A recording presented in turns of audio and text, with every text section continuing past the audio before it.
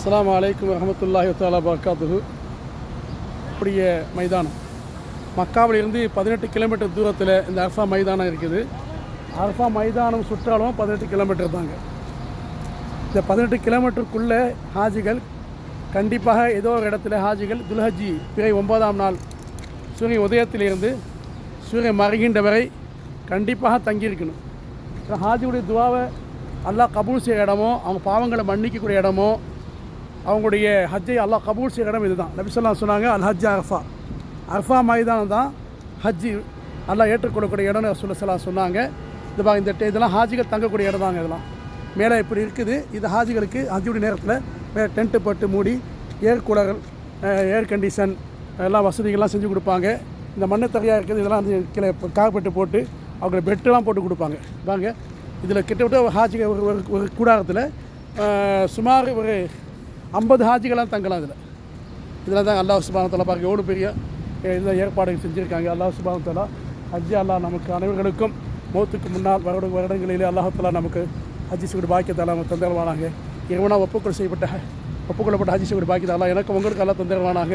இந்த கூடாரங்களிலே இந்த அரஃபா மைதானத்திலே விளையாட இந்த கூடாரத்தில் ஏதோ ஒரு கூடாரத்தில் அல்லாஹ் நம்ம தங்கக்கூடிய பாக்கியத்தை ஹஜ்ஜுடைய நேரத்தை அல்லாஹ் அனைவர்களுக்கு தந்தருவானாங்க.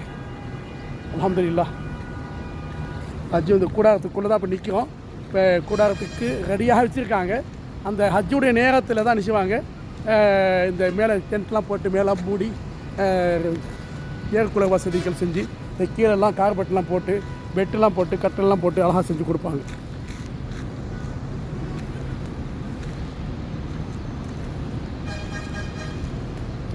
அல்ஹம்துலில்லாஹ். கூடாரங்கள் இங்கே தான் ஹாஜிகள் தங்குவாங்க.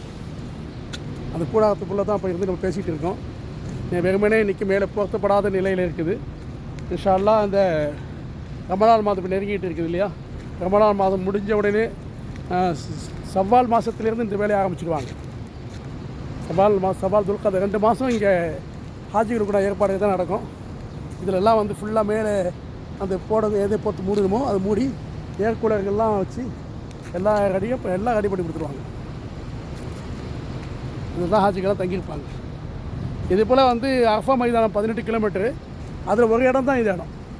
இது ஜபல ரஹமத் மலை, ஆதம் அலி சஹாபாவை சந்தித்தாங்களே அந்த இடத்துக்கு பக்கத்தில் இந்த இடம் இருக்குது. இதே போல் சுற்றி 18 கிலோமீட்டர் சுற்று அளவுலேயே இதே போல் கூடாரங்கள் அமைச்சு கொடுப்பாங்க. நாடு வாரியாக அந்த கூடாரங்களை பிரித்து கொடுப்பாங்க.